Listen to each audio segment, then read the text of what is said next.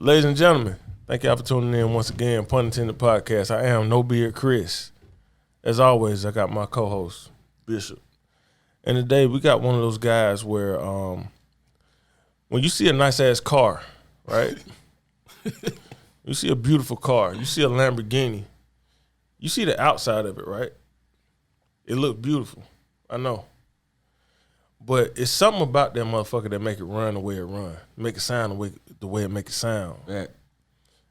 And we got one of those guys that make that Lamborghini sound the way it make it sound.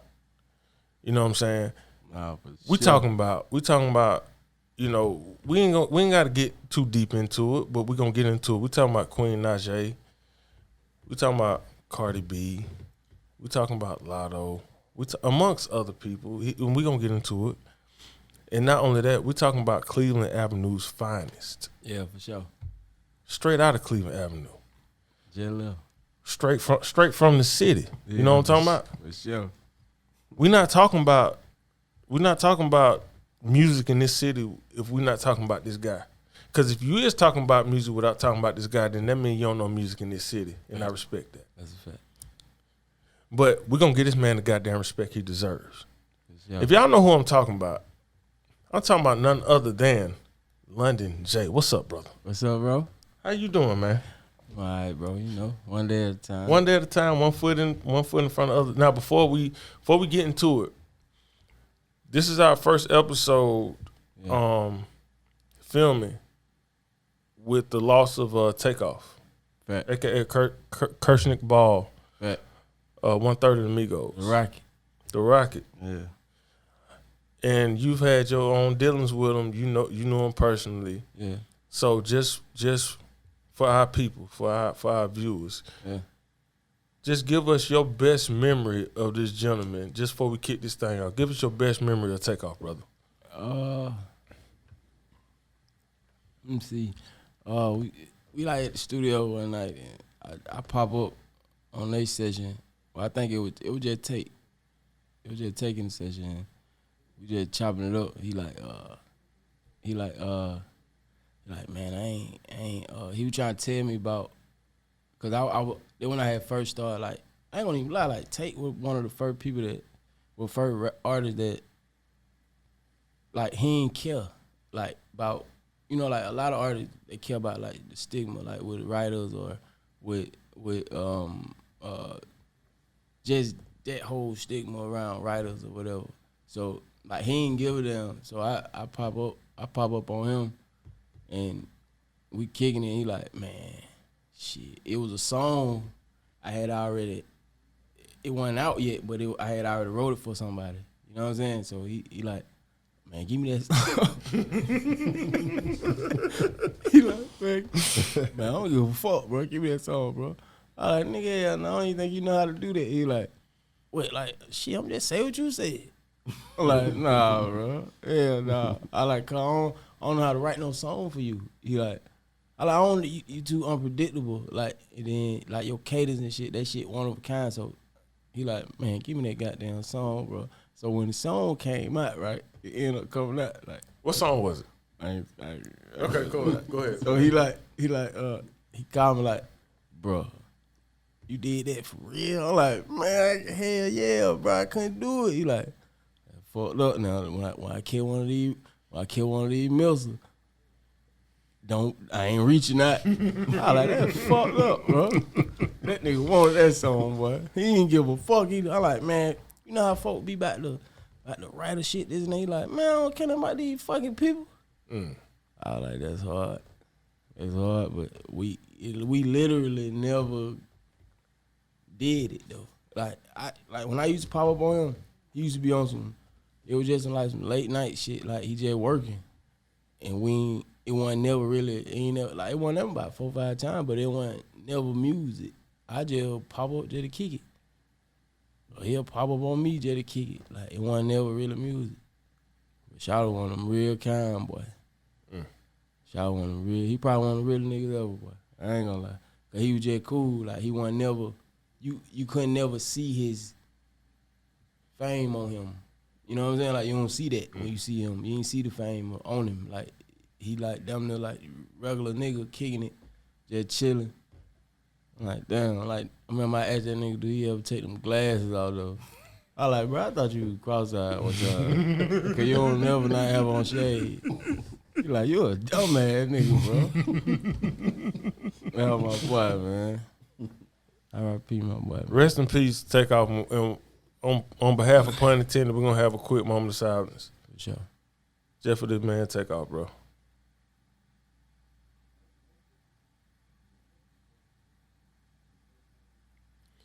Rest in peace, Takeoff. P, Quavo, Offset, the whole family. Yeah, y'all nigga On behalf of ATL Top 20, Punn Entended, we praying for y'all folk, man. We sorry about that. We really, like, real shit. It's devastating. Like, take everybody home, boy. That's what that. Like that. Go ahead, talk, bro. Take like everybody home, boy. Like everybody love Takeoff. Like literally. Like if you met him, you fuck with him because he energy like that. I told somebody yesterday, I was like, look, when I was in college, there's no other group I would rather be in college with around when at their peak than Travis Porter. No. Travis Porter, I'm talking about Make It Rain, Bring It Back, Drunk Sex. I'm talking, these niggas was, these was my niggas. Yeah, shit like that. And when these young niggas came out, yeah, I was like, shit, I go back to college for these niggas. And they are part of the history of this city that I love and appreciate so much. And so I have no problem saying when that man died yesterday, a part of me, Tuesday morning, a part of me died. I have no problem saying that. Rest in peace to that brother. And now, with that said, let's segue. Yeah. You know, we got London J in the building, one of the biggest songwriters in the music business right now. Yeah, for sure. Like, talk to us about, a lot of people, they see the artist standpoint of shit, and then they don't get the songwriter standpoint of shit. Yeah. You know what I'm saying? Because it's like, it's a stigma against songwriters. Like, man, nobody shouldn't write your shit. You know what I'm saying? You know what I mean? How the fuck did you slice through all that shit to be one of the biggest niggas writing songs for these niggas today, bro? I think the most with that. I think the most. I ain't gonna even say the most. Well, I think. See, first of all, to address the first half of that is niggas. You got niggas that niggas shouldn't be writing your shit. Da da da da da da da da. But when you really look at that, you open that shit up. Them all the niggas who ain't never made money, doing music. You know what I'm saying? Like them, the niggas who nigga ain't wrote none of my song. You ain't got no money. But I never let a nigga da da da da da. That's why the bank don't never know you. They'll never know you. And it's only cause of, pride, ego, shit like that. But when you look at music for what it really is, bro, man, all this shit about is money. Go get the money, man. Like nigga pride be bigger than they bankroll. And I ain't that nigga. Repeat that. Say that one more fucking time, please. Nigga pride be way bigger than they bankroll. And they're like, most niggas want 100% of zero. That's all. They rather 100% of zero. Like, oh shit. Or you can take 80, you can take 65, 70% of 10 billion, 10 million. You'd rather 100% of zero just to say ain't nobody wrote nothing for me. I own my master. I own all my masters. I did it out the mud. I ain't signed to nobody. And you can't sell them either. Motherfucking masters ain't worth the paper they got down. The fuck on, man. Y'all nigga. But it be shit like that. But when you get, see, the answer to the second half of that, like, I work because I'm these niggas. It don't separate, like, from, like, say if I was an artist, right? These would be the niggas I'd be competing against as an artist. You get what I'm saying? So for me being a writer, I'm still the same nigga. We all from the same shit. So if I'm writing a song, I ain't saying nothing that you probably wouldn't say. So it make it a lot easier for if I play a demo for whoever the fuck. it'll make it a lot. You got to think the streets and music don't merge. It ain't separated no more. It literally ain't separated. Not. So when you take music, where is it right now? Man, we all the same nigga now. Whereas, back in the day, it was probably a little different. Writers were looked at as certain type of people. You know what I'm saying? Or they just was certain type of niggas. They wasn't as street as probably the artist is. So niggas ain't saying that shit. Like, but you take me, a nigga from the trash, and you put a pen in my hand, I'ma say the same shit that the average artist would probably would have said itself, or you know what I'm saying? I'm just really like the nigga that make it a little easier. I just make a nigga job easy. Like I ain't write songs for niggas. But you unlocking melodies. Fact. And it counted that too. So when you unlock a certain melody, yeah, it's like you on Sonic or Mario Brothers and you go to the bonus round when all the coins. Yeah. You gotta grab all of these coins in like 60 seconds. Yeah. See, see, my life and music ain't that separated. You know what I'm saying? Like, I'm just like an artist. I'm an artist. It just, put it like that, I'm an artist.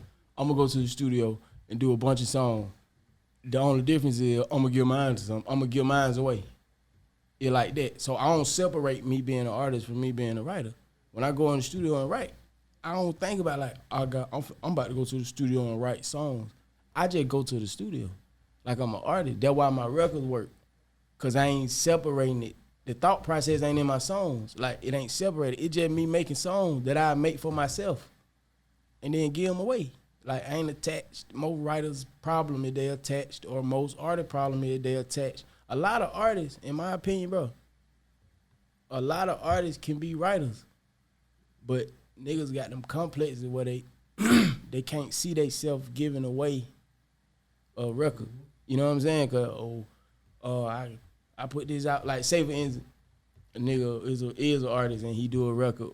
And I'm like, shit, bro, get that motherfucker to see what's the name, take that motherfucker, da. Niggas can't see they self giving away their songs. Even if it makes sense for them to give it away, they too attached to it, like they can't. It be pride, bro. More than money. I'm at the money, I ain't at shit else. I ain't come for nothing else. I came in the door trying to find an exit. You know what I'm saying? Like, I came in the door looking for the money, and I'm out the back door. Like, I ain't come to hang, politic, kick it. I ain't really come for that. Because if I'm being 1,000%, if I'm going to keep it all the way 1,000, they want my dream. I ain't dreaming it when I was young. I ain't dreaming doing this. So I looked at it like, shit, I can do it. Once I figured out I can do it, shit, I'm going to do it. I'm going to do it long as it pay me. It like that. So once I started running, it just so happened I'm talented, I guess. So give me something good about like the writing camps and something bad about the writing camps.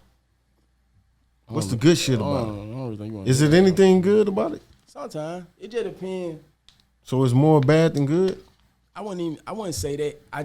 I say from my perspective of writing camps, like I really don't really participate a lot, but they just from my perspective though, cause it's, I'm a little more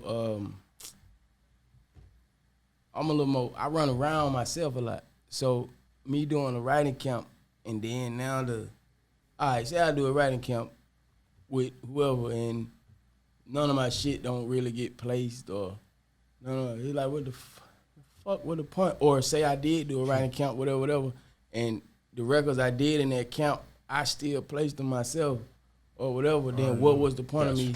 You know what I'm saying? But I don't discredit camps because they good for what they good for. Especially when you like trying to build relationships and build your contacts up to get people and to understanding you and knowing you, cause I ain't gonna lie, I used to do camps. Like when I first jumped in the middle of this shit, I used to do camps a lot, but then when I started catching on, like, man, I don't do this myself. Like, I wouldn't, it just depends who calling me about the camp for me to go. You know what I'm saying? Cause other than that, I might well handle the business myself. What I'm saying, did you ever feel like Big Meech, like you at the writing camp, you getting paid all this money, you in the hotel? I just look at it. Yeah, bitches, you can buy Per pussy, you can diem, do all whatever kind they of call shit. it. Shit Shit. going on. Did it ever go to your head, like when it first started? Nah, not really. See, So it wasn't fun? it's still fun to me whether I go or not, cause I be looking at it like shit. I could be doing a lot of shit. I could be doing a lot of shit other than this. You know what I'm saying? I be trying to beat that shit in my little brother and my buddy in them head. Like, bro, all y'all gotta do is want to do something with music. You ain't even gotta just want to do something with music. You'll figure out you'll fuck around and find a gap you would never thought you would be doing. You know what I'm saying? Like, music fun if you let it be fun. See, a lot of niggas don't let music be fun. They be trying to, nigga put, they go to putting, like, deadlines and feel like they supposed to do this by that, or The rollout. it ain't happening for them fast enough. Like, man, this ain't how they go, man. The minute nigga cut all that part out and go just having fun, like, man, I'm just having a good time. Like, when you moving around like that, shit go to clicking where you ain't thinking to click it. And it's all because you ain't put no bad ass, weird energy with expectations on yourself. I ain't never had expectations for myself. I always just looked at it like, wherever I landed, that's what I'm gonna take out running it. That's what I'm supposed to be. Yeah, like, I'm gonna just run wherever I landed. Bitch, you know that. Like, even from when I was an artist, like, I do 40 songs in a day. I ain't give a damn. Like, you can't do that much song. You can't do that many songs and not be having a good time. You know what I'm saying? Like, everything I'm doing, I'm just having fun with it. Like, once I learned how to do music and shit, bro, I'm like, oh, this shit way funner than standing outside selling cocaine. This shit, I ain't gonna lie, boy, this shit way more fun. Like, these headaches, like I tell my buddy them that all the time, like, man, these headaches I got, man, boy, I pick these 1,000 times every day. I pick these every day before I ever pick the ones I used to have. You know what I'm saying? Like, I'm arguing with white people. I'm arguing, like, it's like that. Like, man, Call them Caucasians right here. Yeah. Urban Caucasians. Urban Caucasians. I'm arguing with, like, you know, I'm arguing with people that don't even understand what I'm from. So I'm really having a good time. It's fun for me. Like, you know, it get I ain't gonna lie now. I ain't gonna act like music ain't worse than the street, cause it is. You know what I'm saying? Like, you can't do nothing to nobody for real. Not for real. Not for real. So you just gotta, once you figure out your little niche, get your team, whatever, now you can have fun a little bit, because you can argue and not take it personal. Like, it ain't personal for me. It used to be personal. It ain't personal for me, because I know this ain't that. Like, this not never going to be that. It's all business. Yeah, this shit ain't never fun now. Like,